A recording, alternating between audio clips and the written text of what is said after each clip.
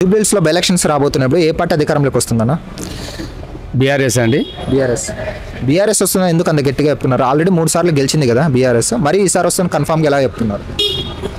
అంటే గోపీనాథ్ గారు చేసిన సేవలు కావచ్చు, ఇలా అనుకోకుండా ఆయన మరణించడం, ఈ రెండు వారి సతిమణికి అనుకూలమైనవి.